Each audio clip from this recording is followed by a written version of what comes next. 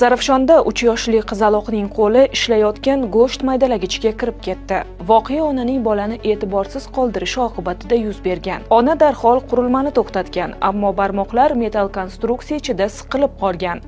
Zarafshon shahar tibbiyot birlashmasi travmatolog shifokori Elmurod Ahatovning ma'lum qilishicha, bola og'ir ahvolda shifoxonaga olib kelingan.